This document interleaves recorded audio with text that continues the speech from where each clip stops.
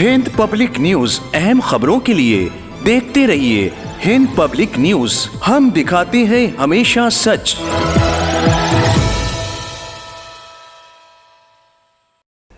फ़िलिस्तीन और लेबनान के शहरी इलाकों और रेफ्यूजी कैंपों के अलावा गाज़ा पट्टी के अस्पतालों और अवामी बस्तियों पर अभी भी इसराइल के वहशियाना हमले लगातार जारी हैं। इस हमले में इसराइल और उसके यूरोपीय मुल्क की फ़ौजें और पूरी फ़ौजी ताकत हिस्सा ले रही है।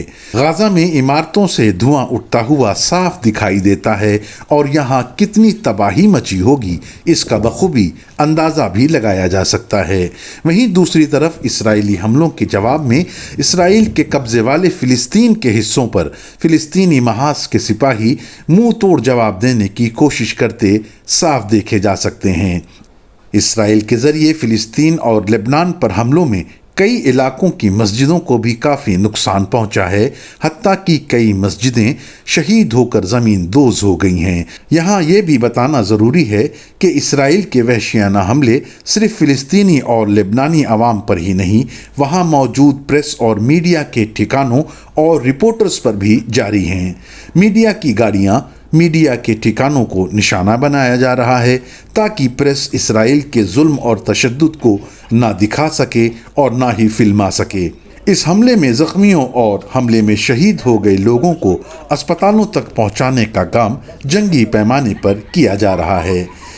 वहीं दूसरी जानिब इसराइली हमलों और फ़िलिस्तीनियों के कत्ले आम के ख़िलाफ़ लंदन में एहतजाज किया जा रहा है। इसके अलावा जॉर्डन में बड़े पैमाने पर लोगों ने सड़कों पर उतरकर फ़िलिस्तीन और लेबनान में जेनोसाइड के ख़िलाफ़ एहतजाज किया। स्वीडन में भी एक अवामी रैली निकालकर गाज़ा में इसराइल के ज़रिए जेनोसाइड को कंडम करते हुए एहतजाज किया गया।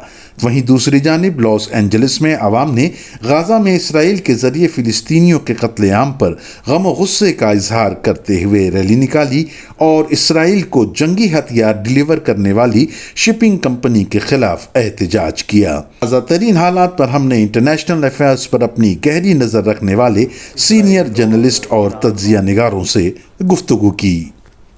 देखिए, ये फ़ैसला सऊदी अरब ने जो किया है ये खुशाइंद है और देर आए दुरुस्त आए तो उनको ये समझना चाहिए कि अगर सब एक दूसरे का हाथ पकड़ के नहीं मिडल ईस्ट में रहेंगे तो आज वो कल हमारी बारी है। तो इनको समझने में देर लगी, लेकिन ये भी बात है अपनी जगह कि ये जो इन्हीं फ़ैसला किया है ये ऊपरी दिल से किया है। एक्सरसाइज करने के बाद में उसके ऊपर अमल भी करेंगे या साथ भी जारी व सारी रखेंगे, ये एक सोचने की बात भी है। सऊदी अरब शुरू से अपने को अलग थलग रखता है, लेकिन वो ये चाहता है कि वो पूरे जो 56 दीगर ममालिक हैं उनके हम ठेकेदार बने रहें और इसीलिए वो अमेरिका के इंटरेस्ट में काम करता है। और अमेरिका ने जितने भी मामलात अपने तय कराए दीगर ममालिक से, बहरैन से, यूएई से, उसमें सऊदी अरब की मदद ली और सऊदी अरब ने बढ़ चढ़ कर मदद की। उसमें इसराइल भी शामिल है। इसराइल की मदद सऊदी अरब ने बहुत की है ताल्लुकात इस्तवार कराने में। अब ये सवाल होता है कि ये जो एक्सरसाइजेज़ है इसके बाद में क्या ये दायमी रहेगा रुख उनका? ये तो उनके दिल की बात है जो नहीं बताई जा सकती, लेकिन ये बात ज़रूर है कि एक मैसेज अच्छा जाएगा कि सऊदी अरब और ईरान मिलकर वो करें। इसमें एक तो ये बहुत बड़ा मैसेज जाएगा कि इन हालात में ईरान के साथ में कोई बड़ा मुल्क भी खड़ा है, चाहे वो नेवल एक्सरसाइजेज़ हों उसमें या ज़बानी जमा खर्च में भी। लेकिन ईरान को जिस तरह से दीगर ममालिक ने यकतना छोड़ दिया है, मुस्लिम ममालिक ने, ये बिल्कुल गैर मुनासिब है और वो दिन दूर नहीं कि जब सब टारगेट किए जाएंगे और आखिर में वही होगा ईरान जो बचाएगा उनको और साथ देगा, क्योंकि ईरान का कोई अपना एजेंडा नहीं है। ईरान ने जो करबला से उनको इंस्पिरेशंस मिले हैं उसके ऊपर वो अमल पैरा हैं। वो जुल्म व ज़्यादती, जबर व इस्तिबदाद के ख़िलाफ़ आवाज़ उठाते हैं और उसमें बहुत ही वो क्लियर रहते हैं और बहुत ही ट्रांसपेरेंट रहती है उनकी जो पॉलिसी होती है कि हालांकि امریکہ اور دیگر ممالک نے جس طرح سے ان کے اوپر فائنینشیل سینکشنز لاگو کر دی ہیں، اس سے بہت اپنی زندگی، ایران کی زندگی بھی بہت پریشانیوں کے عالم میں ہے. لیکن وہی ہے کہ کسی صورت سے وہ اپنے جو ایجنڈے ہیں اور جو دنیا کے ایجنڈے ہیں اور جو حقوق انسانی کے ایجنڈے ہیں اس پر عمل پیرا رکھنے کی کوشش کرتے ہیں. ایران میں سب سے اچھی بات یہ ہے کہ وہ مسلکی جو مسائل ہیں دنیا میں اور مسلمانوں میں، اس میں وہ کبھی نہیں پڑتا، اور یہ کوشش اس کی کامیاب ہوئی. اور جو ان لوگوں میں بے اعتمادی پیدا ہوئی ایران کے تعلق سے کہ وہ ایک خاص مسلک و مذہب کا پیروکار رہے گا، وہ سب جھوٹی ثابت ہو رہی ہیں. اور جو سمجھدار لوگ ہیں اور جو سمجھدار ملک ہیں وہ سمجھتے ہیں کہ ایران جو ہے وہ ان چیزوں سے مستثنی اور مبرہ ہے.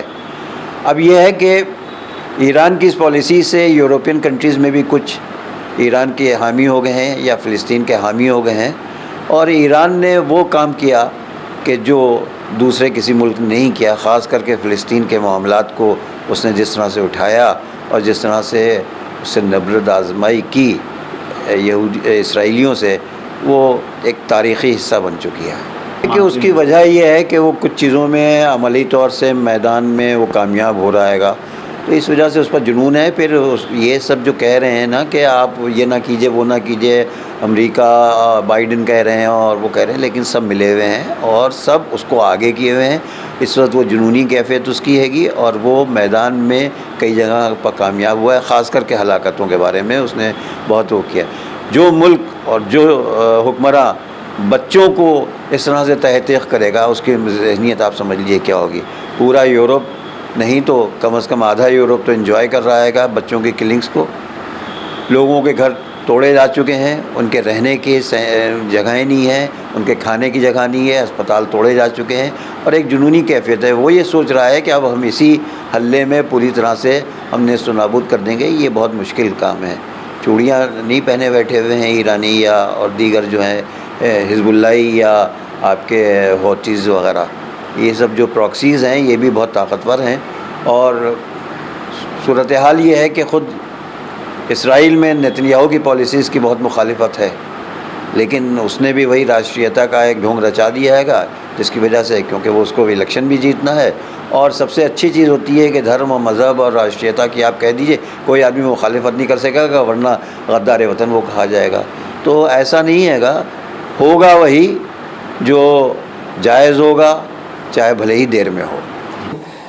یہ امریکہ دکھانے کے لیے اس کے دکھانے کے دانت اور ہیں اور کھانے کے دانت اور ہیں، اور اس میں صاف ظاہر ہے کہ اس کے پیچھے امریکہ ہے. اور اسرائیل جو کچھ بھی کرتا ہے وہ ان کنسلٹیشن یا انڈر ڈائریکشن آف امریکہ کرتا ہے. اور یہ شروع سے دیکھ لیجئے، امریکہ وہ کنٹری ہے جو ایک جیسے میری نظر میں اسے یہ کہیں گے ایک جو محلے کا شہر کا گنڈا ہوتا ہے، وہ ہر محلے میں جا کے دیکھتا ہے کہ کون کیسے رہ رہا ہے، اور وہ چاہتا ہے کہ جو جس کو وہ کہے وہ اس طرح سے رہے جیسے وہ چاہتا ہے. امریکہ کا رول میری نظر میں بالکل اسی طریقے کا ہے. وہ ہر ملک میں اس بات کے لیے دخل دیتا ہے کہ ان کو بتائے کہ نہیں تم ایسے رہو گے، اور جہاں جس نے کچھ ان سے رضامند نہیں ہوا اس کے اوپر حملہ کر دیتے ہیں یا کروا دیتے ہیں. تو اس کیس میں تو بالکل کلیئر کٹ ہے کہ اسرائیل اب جو آج کل یہی چرچا ہے کہ پھر وہ اسرائیل ایران ہونے والا ہے، اور ڈائریکٹلی انڈائریکٹلی تو چل ہی رہا ہے. تو پھر اسرائیل کا وہی رویہ ہے امریکہ اوپر سے دکھانے کو، بالکل آپ نے صحیح کہا کہ دکھانے کو کہہ رہا ہے نہیں جنگ نہیں ہونی چاہیے، لیکن وہی تو کرواتا ہے، اپنے ہتھیار بیچتا ہے، اپنے ہتھیار پرووائڈ کرتا ہے، سپلائی کرتا ہے. کون پرووائڈ کرتا ہے سب سے زیادہ ہتھیار دنیا میں؟ امریکہ. تو امریکہ کا تو کام ہی اسی طرح چلتا ہے کہ کس کو کس سے لڑواتا رہے، اور سب سے زیادہ اس کا انٹرسٹ اس گلف ریجن میں ہمیشہ سے رہا ہے آئل کی وجہ سے. تو یہ مجھے لگتا نہیں کہ یہ آسانی سے سدھرنے والا ہے. تو اس کو اس سے بڑھوانا، اس کو اس سے بڑھوانا، جو ریالٹی یہ سب پلیئرز ہیں چیس بورڈ پہ، یہ خالی پلیئرز ہیں.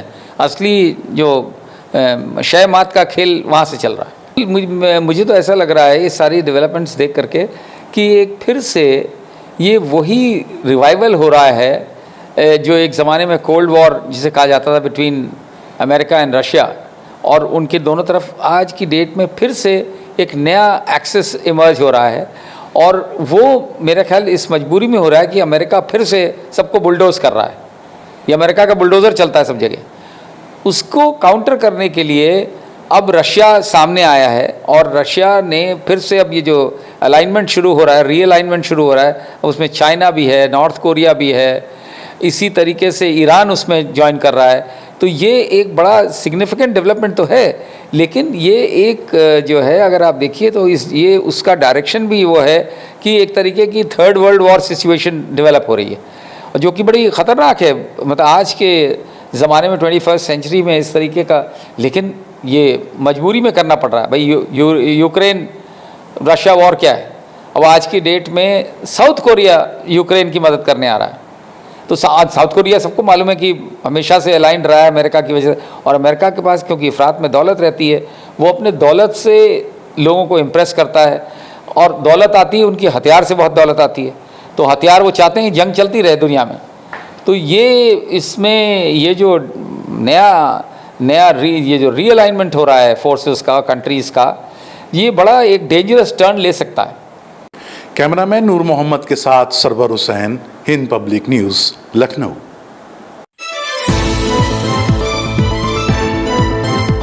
ہند پبلک نیوز اہم خبروں کے لیے دیکھتے رہیے ہند پبلک نیوز. ہم دکھاتے ہیں ہمیشہ سچ.